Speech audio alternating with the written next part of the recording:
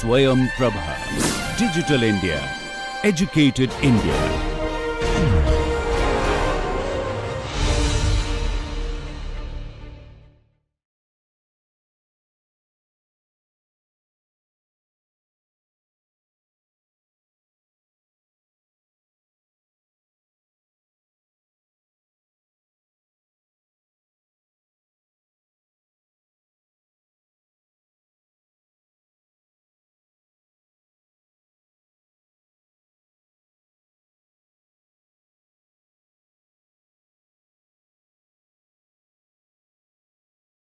All right, so let me have your attention. So what we are trying to do is, let me quickly recall. See, we are trying to understand rigid motions, okay? And why we are trying to understand rigid motions is because we want to classify curves using their curvature and torsion. And there is the idea that if you take a curve and you move it by rigid motion, the new curve is physically the same as the old curve. Therefore, the new curve will also have the same curvature and torsion. So, when you say curves are classified by curvature and torsion, the curve should be, you should only consider equivalence classes of curves where you consider two curves equivalent if they differ by a rigid motion. Okay, so you have to understand rigid motions. This is very, very important. And rigid motions form a group because the inverse of a rigid motion is also a rigid motion, and composition of rigid motions is a rigid motion. So you want to understand that group mathematically. Now, so the key to this is you try to understand. So you first notice that rigid motions are isometries, namely they preserve distances. Okay, therefore you have to first try to understand isometries. All right. So what is the connection between rigid motions and isometries? This is what we are trying to understand. And an isometry is basically a distance preserving mapping. All right. And but the point is, the isometries are also form a group. That means that every isometry is actually bijective, and the inverse is also an isometry. Now, the way to get to that is that from isometries you have to get to linear algebra. Okay, you have to connect an isometry with linear algebra, and linear algebra means linear maps. So you have to connect isometries with linear maps. And the one important difference between a linear map and an isometry is a linear map will take 0 to 0, whereas an isometry will not. Okay, and that is the only issue. So the point is that if you take an isometry, okay, and then undo the effect of moving 0 to some other vector by translating by the negative of that vector, okay, then the resulting isometry will be a linear isometry, and it will fix 0. It will fix the origin. Okay, so there are two ways. There are two ways of understanding this. One is completely you can understand it geometrically. The other thing is using some math where you have to fiddle around with some norms and dot products. Okay, so I will explain both points of view. So we have already seen that if you take f, so I start with f, which is a map from Rn to Rn. Okay, and it's an isometry. Okay, so what does it mean? It means it preserves distances. So f of the distance in Rn between Fa. So let me put Fa and Fb is equal to the distance in Rn between A and B. Okay, it preserves distances. Now, the big deal is that from this it should follow. See, from the very definition of isometry, certain things are clear. The isometry will preserve, distances. Therefore, it will preserve angles. So, it will preserve dot products. Okay. So, if you draw a picture, it's going to be like this. So, I am drawing it for R3. Okay. So, or let me even not draw the axis so that this is valid in any space. So, you see, suppose I take two vectors with endpoints A, B, and AC. Okay. Then you see, and if theta is the angle between them. Okay. I apply F. Okay. Then what F is going to do is you are going to get Fa. You are going to get this vector from Fa from FA to FB, and also this vector from FA to FC. Okay, and so let me draw it this nearly the same angle. So this is going to be FA to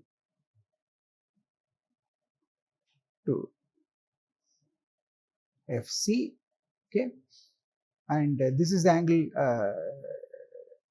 So if I call this as f of theta, if you want, all right. So A is going to FA, B is going to FB, C is going to FC. The point is f theta is the same as theta. The reason is because you see the length AB. So the length of AB, the length of the segment AB is the norm of this vector.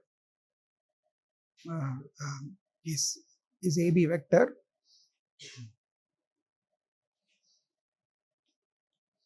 Okay, and this is going to be the norm of also FA FB vector. Okay, and that is going to be FA FB. Okay, that's because it's distance preserving. And similarly, you will have that the AC will also be FA FC. Okay, and therefore, if you look at it, and of course, I can also join this. If you want, I can join this side. Okay, this B and C and FB and FC, and I will get that those lengths are also equal. So let me try to draw straight lines.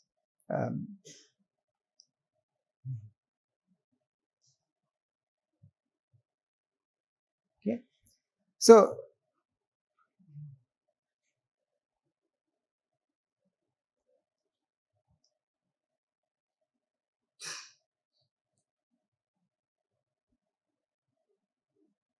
so you see, you also have BC is also equal to FBFC. Okay, and then this will tell you that theta is F theta. Okay, for example, if you in a triangle, I mean basically these two triangles are congruent. Okay, and then in a triangle, the cosine rule tells you that the cosines of the angles are determined, therefore the angles are determined. Okay, so the moral of the story is that this also tells you that since the angles are the same, this also tells you that so this map is so F is what is called as isogonal or equiangular. That means it preserves angles. Okay, and you also see that F is F preserves, F is dot product preserving. F preserves dot products. F preserves dot products. Okay, and why F preserves dot products? Because see if you take AB dot AC, AB vector dot AC vector, and you take FA FB vector dot FA FC vector, they are going to be the same because lengths are the same, the angle is the same. Okay, so essentially, so let me write this: AB dot AC is FA FB dot FA FC. Okay, so it also preserves dot products. Okay, so you see, isometry does all these things. It preserves lengths, it preserves distances, but because it preserves distances, it will preserve angles, it will preserve dot products. Okay, now there's only one issue. The issue is that there will be a reasonable amount of confusion. Okay, if you try to write this map from Rn to Rn in terms of vectors. Okay, so write F as Rn to Rn, Rn to Rn, and now you write it as vector map. Okay, and you write it as V going to FV. You write it as a vector map.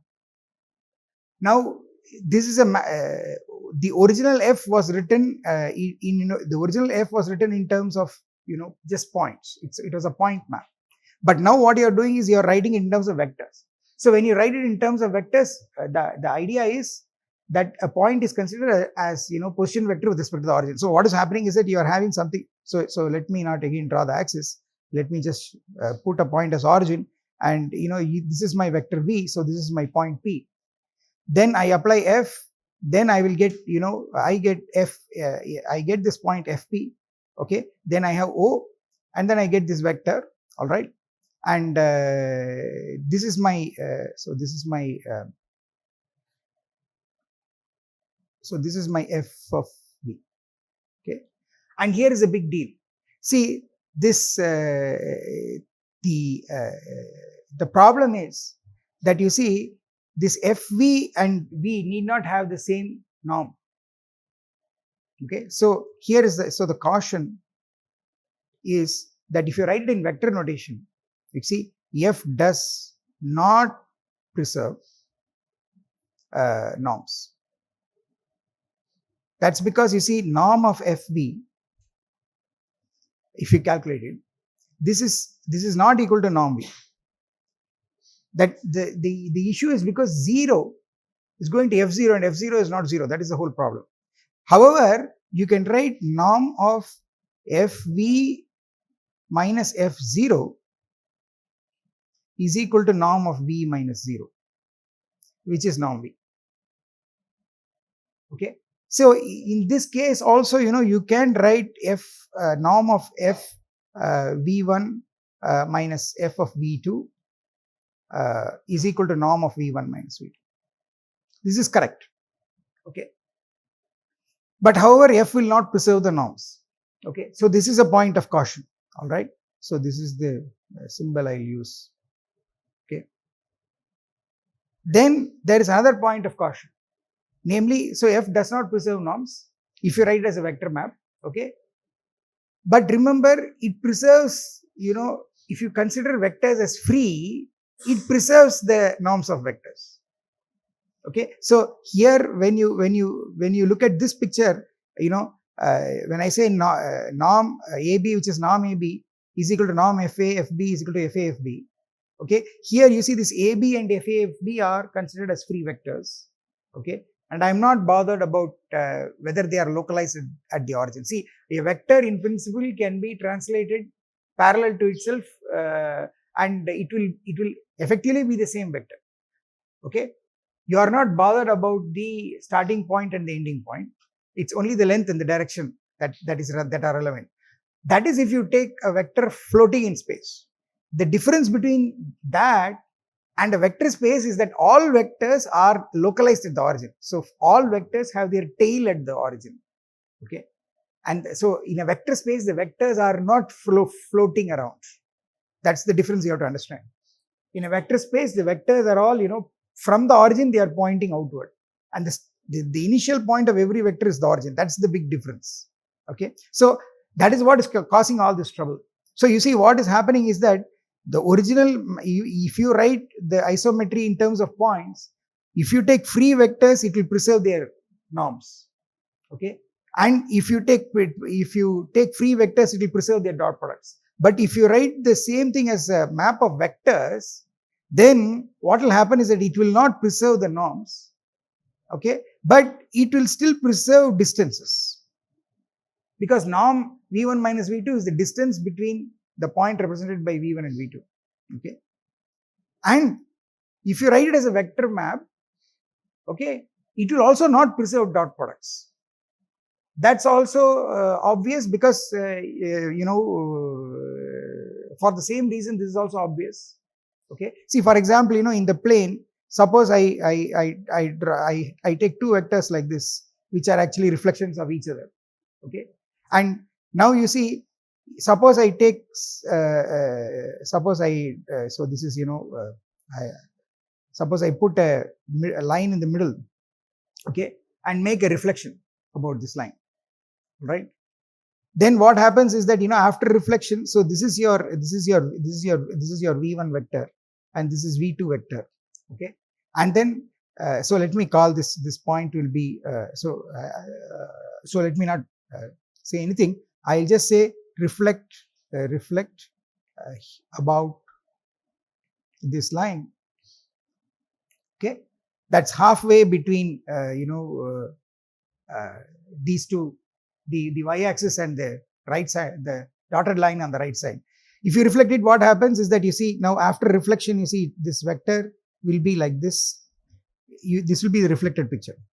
okay, and this will be FV1 and this will be FV2, okay. And now you see, so here is where the problem is. This is not exactly FV1, okay. That's because 0 is not going to 0. That's the problem. So they see. So watch carefully. How is the map defined? See this. When you write f of v1, this should be position vector of f of a, where a is this point. Okay, but you see, if a is this point, fa is here, and the position vector is actually this. So this is your fv1. Okay, and similarly, you see, if you take, if b is this tip of vector v2, then you see f of v2 is actually position vector of f of b. Okay, and that will be actually this vector. This vector, you see, this will be this point will be f of b. Okay, and this vector will be f of v2. And you can see very clearly the angle between v1 and v2 is this, whereas the angle between fv1 and fv2 is 180 degrees. So it's not preserving the angles, it's not preserving the distances. So the problem is, but remember, reflection is an isometry. Okay, reflection is an isometry. It preserves lengths of free vectors, it preserves angle between free vectors, it preserves the dot product between free vectors. But if you write the map as, you know, position vector going to position vector, if you write it in that form, then you are in trouble. What happens is that it still preserves distances, it's still an isometry. The problem is, it need not preserve angles, it need not preserve norms. So what is causing all these issues? The issue is that 0 is not going to 0. Okay, so the moral of the story is, if you can undo that, then it should be a nice, no matter in which way you write it, okay, norms will always be preserved and dot products will always be preserved. Okay, and that is actually the key. The key is that it's not the origin not going to the origin is the problem. Okay, so what I want you to understand is, so here is a fact. The fact is, you undo the effect of origin not going to the origin. So what you do is, you define, you know, g of you know, v to be f of v minus f of 0. You define it like this. Okay, now the beauty about this map g is that g is also an isometry, but g takes 0 to 0, because g of 0 will be f0 minus f0, you will get 0.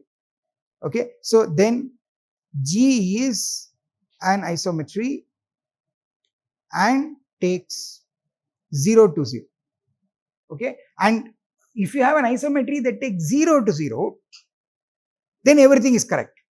It will preserve norms, it will preserve dot products, it will preserve angles between free vectors, it will preserve lengths of free vectors, it will also preserve distances. Everything is correct. So the only adjustment you have to make is 0 has to go to 0. Okay, and here is the important thing. Physically, you should be able to see.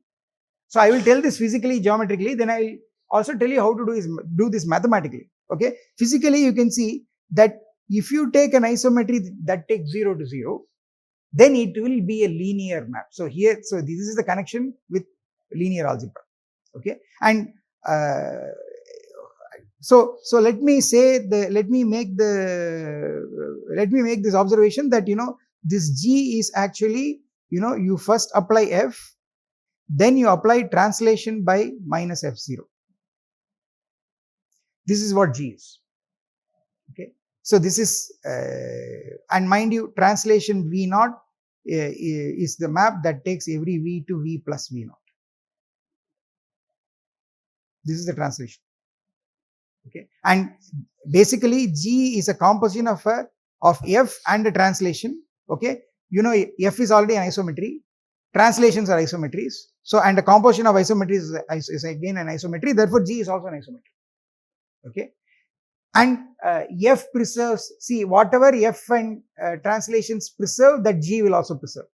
F will preserve you know, angles, between vectors, it will preserve lengths of free vectors, okay. It will preserve dot products between free vectors. Translation will also do that. So the composition will also do that. But the difference between G and F is that G takes 0 to 0, F need not take 0 to 0 unless F0 is 0. Okay. Now, here is the important fact. The important fact is F is linear. I mean, G is linear. G is a linear map. So that is the most important thing.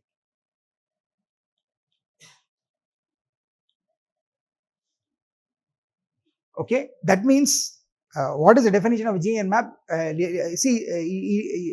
is the definition of a linear map? It is, it's what you call as a linear transformation between vector spaces. And what is that? 0 has to go to 0. It has to preserve addition. It has to preserve scalar multiplication. So that is, the conditions are G of 0 is 0. G of V1 plus V2 is equal to GV1 plus GV2. And G of lambda times V is lambda times GV. This holds, and where lambda is real number. Okay. So this is the condition. These are the conditions to be satisfied by a linear map. 0 has to go to 0. It should preserve addition. It should preserve scalar multiplication.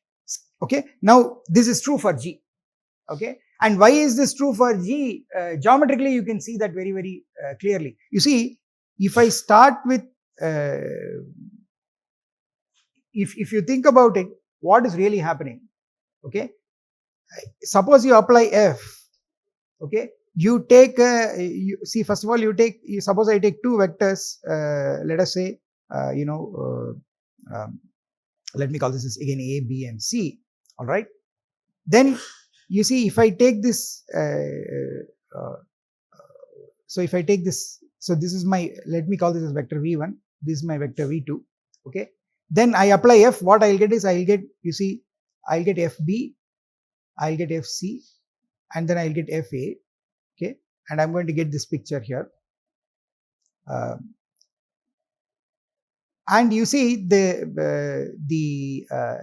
how does vector addition go? It goes by the so-called, if you want, parallelogram law. So basically what is going to happen is, on this side I draw this parallelogram, okay. Then this is my vector, V1 plus V2, okay. And basically if you apply F, what is going to happen is this parallelogram is going to just get translated.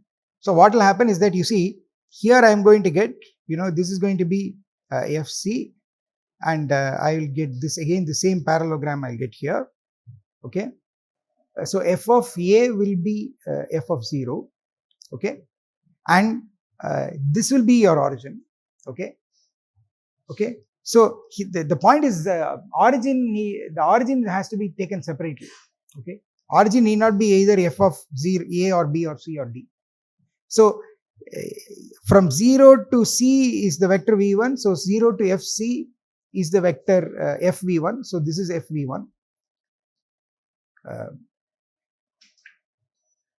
So this is FV1, okay. So this is your FV1, okay. If you take it as a map of points,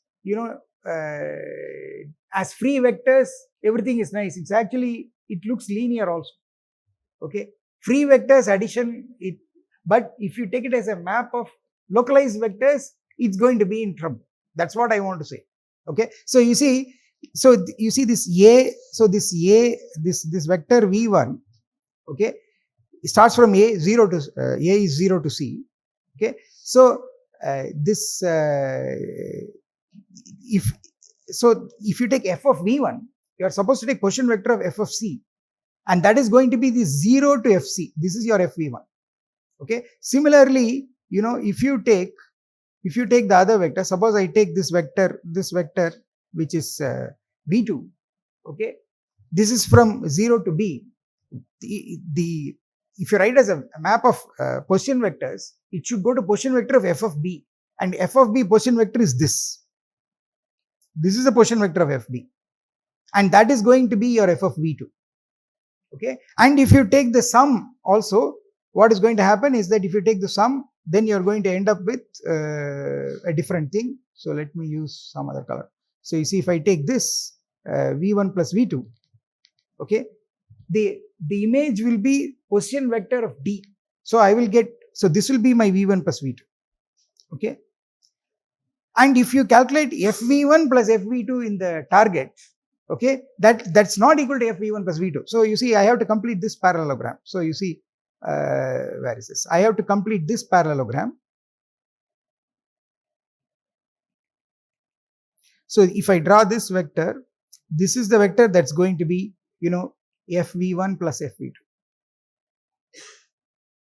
and that is not equal to f of v1 plus v2. Do you see what is happening? So the problem is because f0 is not, the difference is because f0 is not equal to 0 is the problem. Okay. Now you look at the same picture. If f0 were equal to 0, then is it not clear that everything will become all right and it will preserve vector addition? All right. So if you have an isometry that takes 0 to 0, then it will preserve vector addition. Okay. It will also preserve scalar multiplication, because what is going to happen is because it will preserve angles. Okay. So you see, so let me explain that also. So you see, you have, suppose I have a vector, suppose I have this vector, let us say A and B, okay, and suppose this is your vector V. All right. You apply F as a, and you know, suppose I take lambda times this vector, then you know, I will get a B prime, and this vector will be lambda V, and the way I have drawn it is lambda is positive, let us say. Okay, lambda is positive and lambda greater than 1. Okay, you know, multiplying by lambda will give you a vector in the same direction with increased length if lambda is greater than 1.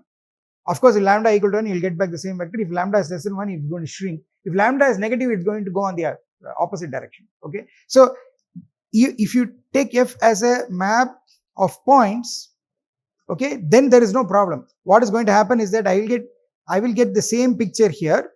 I will get FA and I will get FB, okay, and this will be F of B prime, and you see this, if you, this, whatever this is, this will be, you know, if I call this as you know, this is going to be, if I call this as FA FB vector, okay, then this guy, this whole vector will be lambda times this FA FB vector. This is going to happen, but try to do the same thing as you write F as a map of vectors, position vectors, then it's not going to preserve scalar multiplication. So what will happen is you write F as a map of position vectors. Okay, then what will happen is that, you know, I have to now localize. So what will happen is that I will get the picture, I will get is here is here is my A is going to be 0. Then I have this B, point B, and then I have the points B prime, and this is my V vector. All right, and this vector is going to be lambda times V vector. All right, now what is going to happen? You see, I will have, so I will get a picture here. This will become F0, which is F of A, okay, and then I will get FB, and then I'll get this point, which is F of B prime, okay. But what is F of V as a map of position vectors? I have to put the origin somewhere, okay, and F of V will be the position vector of F of B. So what I'll get is, I'll get this. This is your F of B. So this is going to be my F of V. Okay, that is how it is defined. And what is F of B prime? F of B prime will be this. I mean F of F. So this will, sorry, that's right. So so what will this vector be? This will be F of lambda V. What is F of lambda V? I am supposed to take the position vector of the tip of lambda V. So I will take the position vector of FB prime. And you see, look at these two pictures. It's clear that, you know, F of lambda V is not equal to lambda Fv, lambda times Fv. Okay, because lambda times Fv will be in this direction, because lambda times Fv is going to be in some other direction. So lambda Fv will be something like this.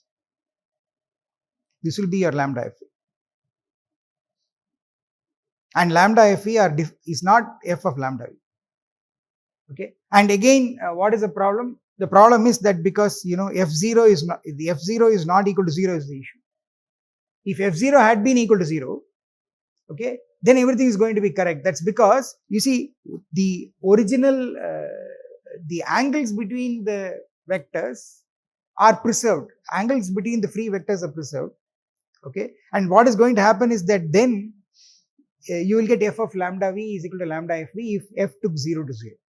The problem is f0 not being 0 is what is preventing f from respecting addition and f from respecting scalar multiplication. Okay, so you from this geometric kind of picture, you are able to see that if f is a isometry which takes 0 to 0, then it is a linear map. Okay, so the issue with f being a linear map is f0 is not equal to 0. Okay, and but you see g of v defined as f of v minus f0 takes 0 to 0. Okay, therefore g should be linear.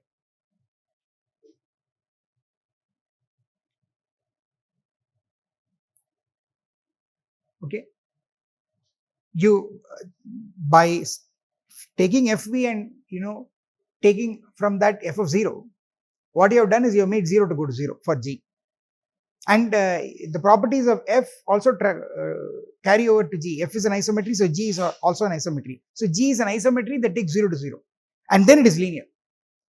Okay, so the moral of the story is that not only that, the nice thing about this map G is that it is going to be a linear map. G is going to also have the original properties that F had. F preserved distances, F preserved angles, F preserved lengths of free vectors, and F preserved dot products of free vectors. But F did not preserve norms, F did not preserve dot products when you think of vectors localized at the origin.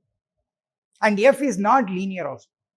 But G will have all those properties. G will preserve dot products, G will preserve norms, G will preserve distances, okay, and G will preserve angles. Okay, just because G is taking 0 to 0, you get these two extra properties that G is linear. Okay, now so what is the way of, so this is all that I have done here is that I have tried to maybe somewhat with some difficulty in drawing pictures. You see, I'm just trying to convince you that the issue is only that 0 not going to 0 is the only issue. All right, but how do you not use pictures and write this mathematically? So that's what I'm going to do, and this is a tinkering that we should learn to do. And here is the statement. So here is the statement. The statement is that for a map which is isometry and takes 0 to 0, that is the same as the map preserving dot products as a vector map. Okay, and in both cases the map will be a linear map. Okay, so here is the, let me say, lemma. Okay, suppose H is from Rn to Rn, then the following are equivalent. The following conditions on H are equivalent. Number one, H is an isometry and H of 0 equal to 0. Okay, Number 2, H preserves the dot products. That is HV1 dot HV2 is equal to V1 dot V2. Okay. See, you take two vectors. Okay. You take two vectors, the dot product of the two vectors is the same as the dot product of their images under H. That's what that should be the correct statement. And the point is, if either of one or two happens, then H is linear. Not only that, H is in fact a linear isomorphism. Okay. And what is the proof of this? The proof of this is, you have to use the connection between, you have to use the connection between dot product and norm. And this is the, this is the geometric, this is the translation of whatever I said geometrically. Okay. So, an isometry which fixes the origin is the same as a map that preserves dot products. And in both cases, they are linear maps and they are actually linear isomorphisms. And in fact, the truth is we are going to see more. They are, since they are linear isomorphisms, they will be represented by invertible matrices. And the fact is that the invertible matrices that are going to be associated are going to be exactly the members of the, orthogonal group. So here is where the orthogonal group will come in. So, and so the moral of the story is the isometries will form a group. When you define an isometry, what you should notice is that you can see that it is injective. It's not clear that it is surjective. Okay, because only if it is surjective, it becomes bijective and you have an inverse. Okay, but the truth is an isometry differs from a linear isometry only by a translation. Okay, and linear isometry is invertible. That's linear isometry is invertible is what this lemma says. And the translation is also invertible. Therefore, the original isometry is also invertible. Okay. So, unless you connect the definition of an isometry to linear algebra, by connecting it to linear maps, you cannot conclude that it is surjective and hence bijective. That's the whole point. Okay. And the further thing is that these, if you take isometries that fix the origin, you are going to get exactly the orthogonal group. Okay. So, okay, so I think I will stop here and we will continue in the next class. Okay. Yeah. So is somewhat, you see, the drawing these pictures is kind of looks messy, but please do it for yourself, because if you understand it like that, you will really see, at least physically, geometrically, you can see that the only problem is that 0 not going to 0 is what is preventing it from being linear. Okay. Okay, so see you in the next class.